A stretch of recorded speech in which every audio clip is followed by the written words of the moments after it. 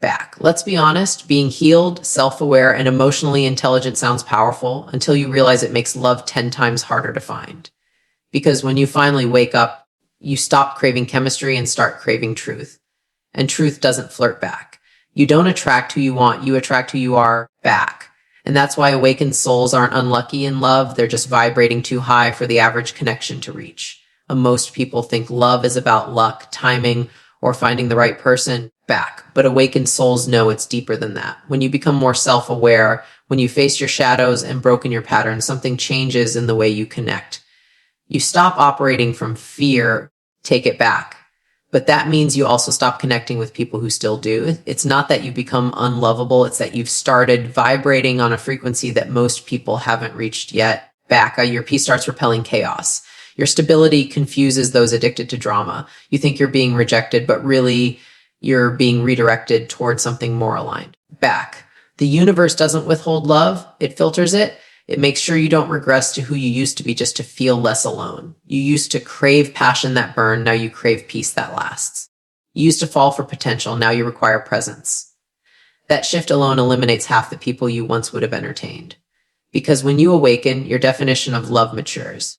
Back, it's no longer about how intensely someone can make you feel, it's about how consistently someone can make you safe. You no longer chase the highs and lows, you crave the calm. Back. But the calm doesn't attract attention in a noisy world. It doesn't trend on social media. It doesn't create instant chemistry. It builds real connection. So when you've evolved back, the dating pool suddenly looks smaller, not because there are fewer people, but because there are fewer people doing the work. Awakened souls crave authenticity, but authenticity makes others uncomfortable. Take it back. When you stop pretending, you expose how much pretending others are still doing. You speak your truth not to control, but to connect. And that's intimidating to someone still hiding behind their mask. Back, your openness feels too raw. Your honesty feels too confronting. They say you're intense, but what they really mean is that you make them see themselves. That's why awakened souls often find themselves walking alone. Back, they carry a depth that can't be faked. They're not trying to be mysterious. They're just not interested in superficial. They'd rather be alone in truth than together in illusion. Before your awakening, back, you might have chased validation like oxygen. You wanted someone to prove you were enough. Now you know that worthiness isn't earned through attention. It's built through awareness. Back, you've stopped begging to be chosen because you've already chosen yourself. But that confidence, that inner stillness, can be mistaken for detachment by people who define love through neediness. You don't cling back and they call it cold. You don't chase and they call it distant. They don't realize that you've replaced obsession with intention. You've learned that love isn't ownership. It's energy exchange. Back. And you can't exchange energy with someone who's only half present. The irony of awakening is that you finally become capable of healthy love, but it also means you can no longer tolerate unhealthy dynamics. Back. You see the manipulation in what once felt romantic. You notice the emotional unavailability hidden beneath charm. You catch the red flags before the fire starts, and that self-awareness feels lonely at times. Back, because ignorance used to make connection easier. You could pretend longer. Now you can't unsee what you've healed from. You've built emotional muscle back, and it's hard to flex it in a world that still values appearances over substance. But being conscious isn't a curse. It's a compass. It doesn't make love harder. It makes it real. Back, awakened souls often attract unhealed souls who are drawn to their light. They come for comfort, not commitment. They crave your calm energy, hoping it will quiet their chaos. But the problem is, back. They don't want to rise. They want to rest in your balance. And when you stop saving them, they call you selfish. They confuse boundaries with rejection. Hit back. But you've learned that compassion without boundaries is self-destruction. You've learned that empathy doesn't mean endurance. And as hard as it is, take it back. You start walking away from people you deeply care for because your peace is too expensive to trade for potential. You stop trying to fix people who choose not to grow. It back. You also realize that you can't attract love from a place of lack. You can't magnetize a partner who sees your worth if you're still doubting it yourself. It back. That's why awakening forces solitude. It's the universe's way of teaching you wholeness before partnership. You learn to sit in silence without panic. You learn to feel complete without an audience. You stop begging for someone to see you because you finally see yourself. And when that happens, your energy shifts from I need to I am. That's the moment you become magnetic. But not everyone will feel that magnetism because not everyone is meant to meet you at your healed level. People love to say, you'll find love when you least expect it. But for awakened souls, back. It's not about timing. It's about readiness. Love doesn't come when you stop wanting it. It comes when you stop needing it to fill a void. It back. You can only attract someone who meets you at the depth you've met yourself. And if you've done the work, most people will fall short. Not because they're bad, but because they haven't done theirs yet. Back. That's why being awakened sometimes feels like walking through the world misunderstood. You're not too picky. You're precise. You're not unromantic. It back. You're just unwilling to settle for half-truths dressed as love. When you awaken, love stops being a fantasy and becomes a practice. You start understanding that attraction isn't enough. It has to be aligned. You no longer ask, do they want me? You ask, do they grow with me? You no longer settle for connection that drains. You choose one that expands. The relationships you once tolerated now feel heavy because your nervous system has tasted peace and refuses to go back to chaos. You don't chase butterflies anymore. You chase stability, respect, and emotional safety. That kind of love doesn't come easily back, but when it does, it's unshakable because it's not built on illusion. It's built on evolution. The truth is, the higher your vibration, the narrower your circle. But that's not loneliness. That's clarity. Back. You're not missing out. You're moving up. You no longer try to convince people to meet you halfway when they refuse to take a single step. You stop begging for reciprocity. You stop apologizing for your standards. Back. You realize that the version who once begged for crumbs would be proud of the version of you who now demands consistency. And that pride, that peace, is the proof that your awakening worked. It back. You may not have found love yet, but you found yourself, and that's the only place love can truly begin. When you become an awakened soul, your world starts to feel quieter. Back. But not because there's less love. It's because there's less noise. You stop finding comfort in shallow conversations, empty compliments, and temporary connections. You crave depth, presence, and truth. Back. But those things aren't easy to find in a world addicted to distraction. You no longer want to talk about other people. You want to talk about purpose, patterns, growth, and healing. You want someone who doesn't just listen but feels with you. You want eye contact that says, I see you, not validation that says, I approve of you. And that desire instantly separates you from most of the world. The more awakened you are, the less impressed you become by surface. The less you chase excitement, the more you crave alignment. Back. Depth is intimidating because it exposes what people try to hide. When you ask real questions, you shake loose the armor others have spent years building. When you show vulnerability, back, you invite them to meet you there. But most people can't. They're afraid of being seen without filter, without the mask of who they think they need to be. So instead of meeting you in truth, back, they retreat into small talk. They tell you you're too deep or too serious, not realizing that what they call intensity is actually intimacy. You're not asking for perfection. You're asking for presence. Back. You're not trying to overwhelm. You're trying to connect. But connection at that level requires courage, and courage is rare. You start noticing that most people love the idea of depth more than the reality of it. Get back. They say they want honesty, but only if it doesn't challenge them. They say they want emotional intelligence, but only if it doesn't reveal their emotional immaturity. They want to be understood, not exposed. Get back. So when you come with truth, reflection, and boundaries, they flinch.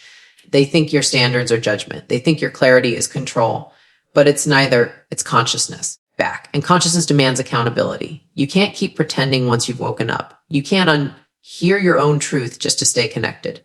That's why awakened souls often feel misunderstood. Back. Because most people only listen at the level of their wounds, not their wisdom.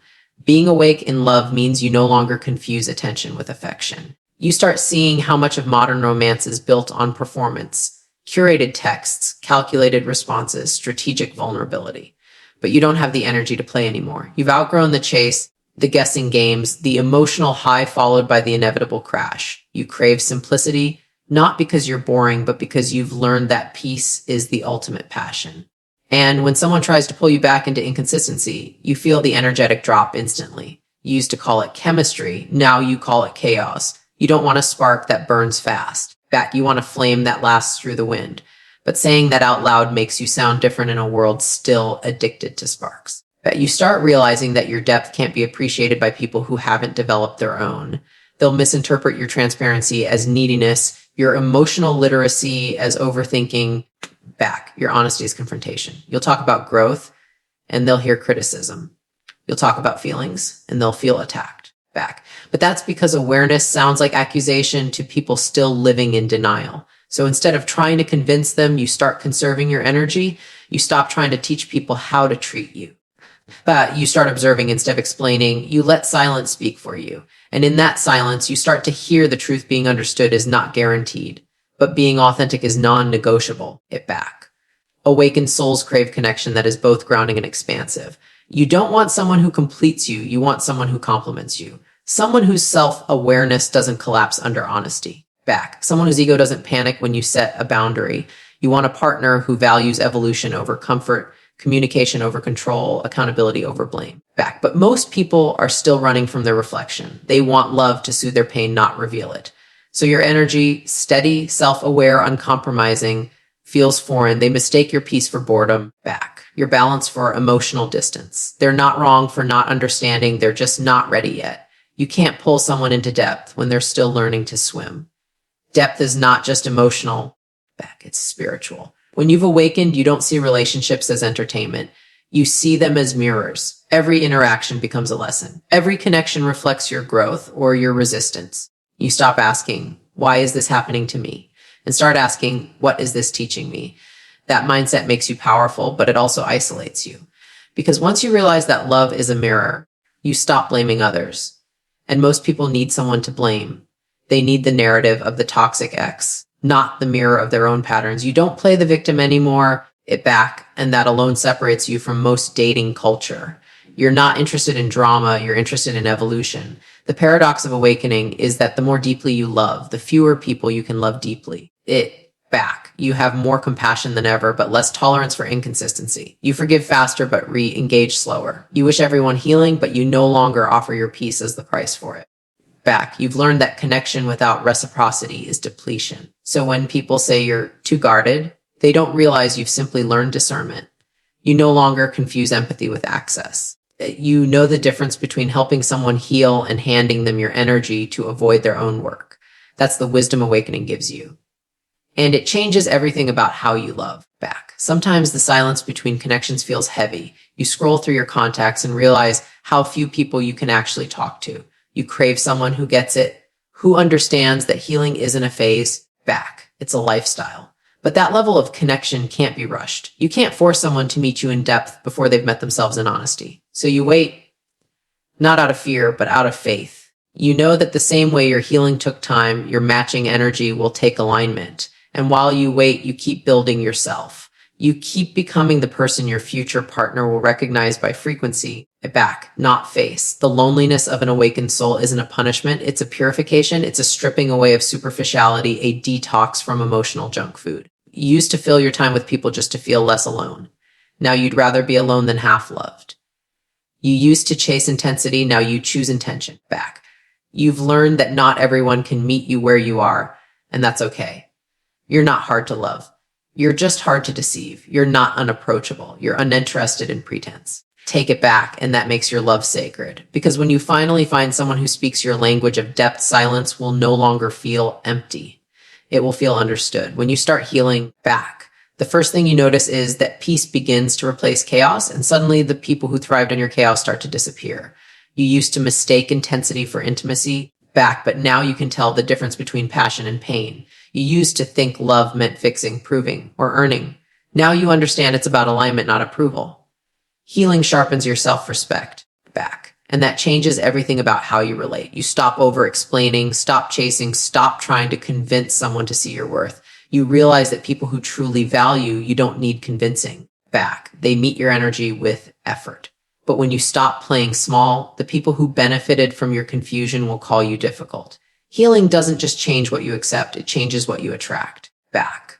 The more healed you become, the more allergic you get to inconsistency. The moment someone's words and actions don't align, you feel it like static in your body. Get back. You don't need closure because you understand patterns now, and once you recognize a pattern, you don't need to replay it. You stop engaging in arguments that go in circles. You stop trying to decode mixed signals. It back. You stop giving second chances to behavior that already showed you its truth. That clarity unnerves people who are used to manipulation working. They call you cold when you're just calm. Take it back. They call you selfish when you start saying no. But boundaries aren't rejection, they're regulation. They protect the peace you fought to earn. You're not harder to love. You're just harder to exploit back. Healing makes you emotionally literate in a world where most people still speak avoidance. You start recognizing when someone's attraction is actually trauma bonding, when attention is actually control back, when vulnerability is being weaponized for sympathy. You've studied your own shadows so you can see through other people's illusions. That kind of awareness is powerful, but it's not always welcome back. People don't like being read. They like being adored. When you stop romanticizing dysfunction, it exposes theirs. You become the mirror they didn't ask for. It back. And most people would rather destroy the mirror than look inside it. So they'll tell you that you're intimidating, that you expect too much, that you're too aware. But you're not too aware. You're just unwilling to live in denial anymore. The healed version of you doesn't chase love, it curates it. You don't want temporary comfort anymore. It back. You want lasting alignment. You've learned that chemistry without compatibility is just a distraction with better marketing. You can be deeply attracted to someone and still walk away when your peace starts to shrink back. You no longer fall for potential because you finally see that potential isn't the same as consistency. You've learned that promises are easy, patterns are proof.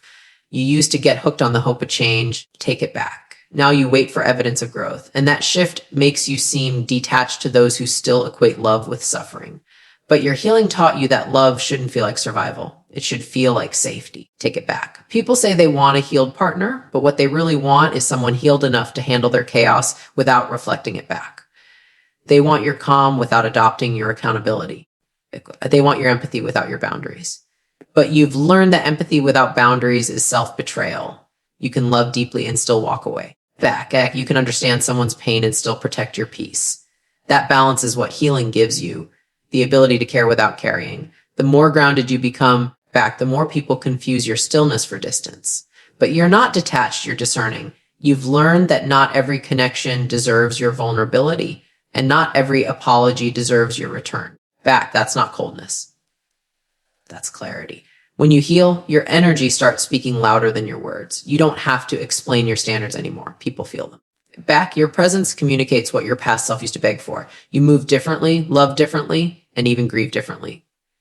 You don't chase closure, you create it. You don't seek revenge, you seek release. You start realizing that peace is power and calm is confidence. But the world romanticizes struggle, so when you refuse to play that game, they call you unfeeling. It back, yet it's not that you feel less. You actually feel more. You just no longer let your feelings run your life. You've learned emotional discipline, and that makes you magnetic and misunderstood at the same time. Back. Healing makes you harder to access because your time and energy become sacred resources. You no longer let just anyone in because you've paid the cost of ignoring your intuition before. Back, you've lived the pain of giving your loyalty to the wrong people. So now you move with intention. You know that availability is not the same as alignment. You stop over committing. You stop saying yes to things that dilute your purpose. You choose rest over rush, honesty over approval, depth over distraction. People who are used to easy access will call that arrogance back, but it's actually accountability. You're curating your environment the same way you curate your mindset. Healing makes you realize that not everyone deserves front row seats to your evolution back. The process of healing doesn't just change who you attract. It changes who you can keep. When you used to operate from fear, chaos felt familiar and familiarity felt safe. But now peace feels safe back and chaos feels repulsive. That means relationships built on unhealed energy naturally fall apart. You stop chasing people who trigger your wounds because you've finally learned to soothe them yourself. You stop mistaking adrenaline for affection. You stop apologizing for requiring emotional maturity. The same behaviors that once drew you and now drain you back. And that's the paradox of growth. The love you used to crave can't survive the person you've become. Healing changes your appetite. You no longer hunger for what hurts. As you evolve, your capacity for love expands, but your tolerance for nonsense shrinks. You start realizing that true love requires emotional labor, communication, accountability, vulnerability, and not everyone wants to do that work. Most people want the benefits of connection without the discipline of awareness. You can't force growth on someone who's still protecting their wounds back. So you choose distance not from a place of pride, but from preservation. You'd rather wait for alignment than settle for attachment. And yes, it feels lonely at times, but that loneliness isn't emptiness. It's spaciousness. It's a room you're healing created for something real to finally fit. When you heal, you stop chasing validation because you've built self-respect. You stop fighting for attention because you've found inner fulfillment. The love you seek no longer comes from desperation. It comes from abundance. You show up whole, not half. You give from overflow, not obligation back. But that level of self-possession intimidates people who still measure love by sacrifice. They don't understand that your boundaries are an expression of self-love, not a wall against it. Back, you've learned that peace is not the absence of love. It's the foundation of it. And that's why awakened, healed souls seem harder to love, because they no longer confuse chaos with connection, and they refuse to dim their light just to make others comfortable in the dark. There's a reason awakened souls often find themselves walking alone. When you start to align with your higher self, life stops being about chasing love and starts being about becoming it. You begin to understand that your purpose and your peace are not side quests. They're the main story. The universe starts redirecting your focus from connection to contribution, from romance to responsibility, from needing someone to understanding yourself. You feel this internal pull back, a calling that's louder than your loneliness. It tells you that before you can be someone's home, you must first become your own. That kind of growth requires solitude, discipline, and sometimes isolation. It's not rejection from the world. It's initiation into purpose. And purpose demands energy that distraction can't afford. Back, awakened souls don't struggle to find love because they're unworthy.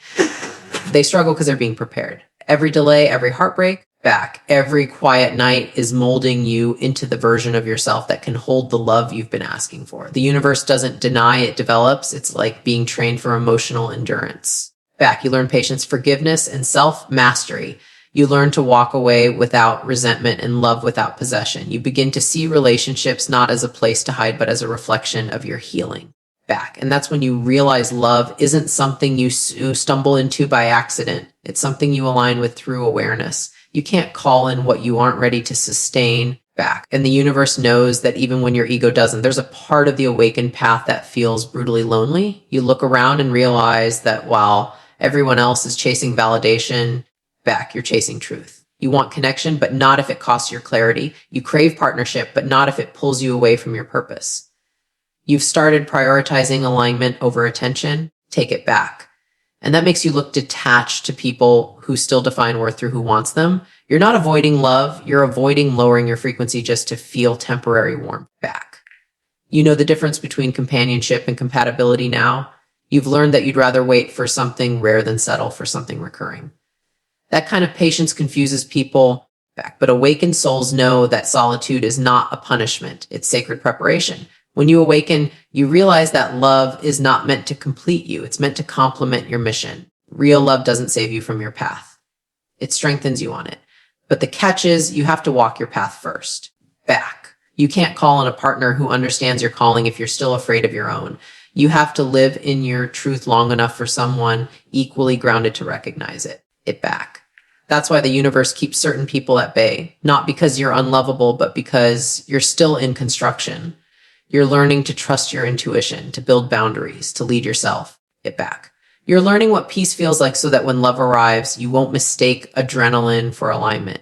You'll recognize calm as chemistry, and that's how you'll know it's real. Back.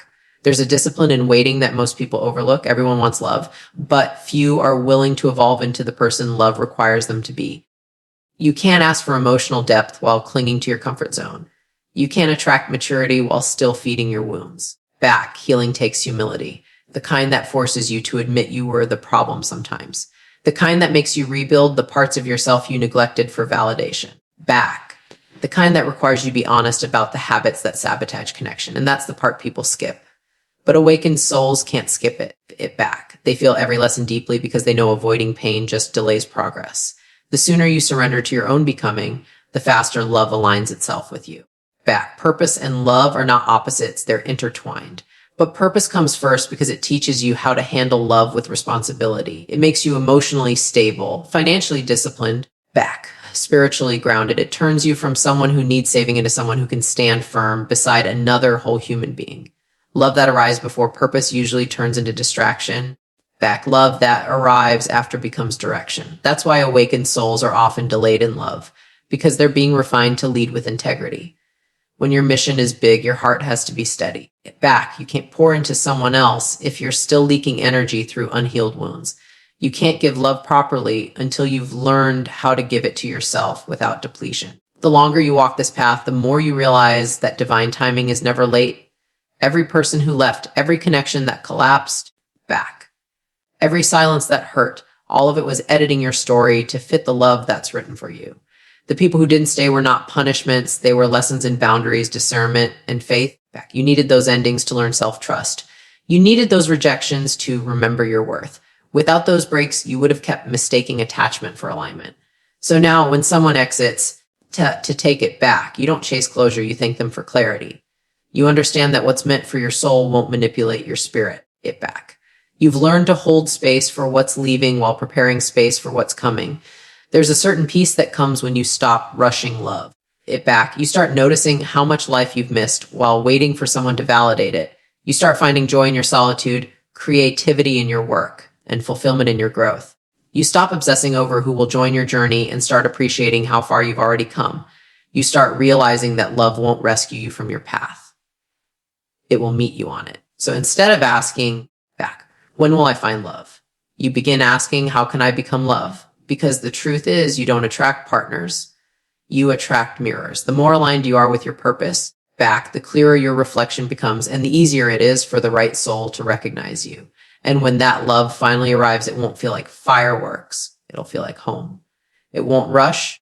Take it back. It won't perform. It won't demand. It'll align with your peace, not your pain. It'll match your frequency, not your fantasy. It'll love you for your clarity, not your compliance. It'll walk beside your mission, not distract you from it. You'll realize why nothing before it worked, because you weren't ready to receive something that required this version of you. And in that moment, back, all the solitude, all the silence, all the surrender will make sense. You'll understand that awakened souls don't struggle to find love. They're simply too sacred to settle for anything less than divine alignment. And when divine alignment finally arrives, it's not just love, it's legacy.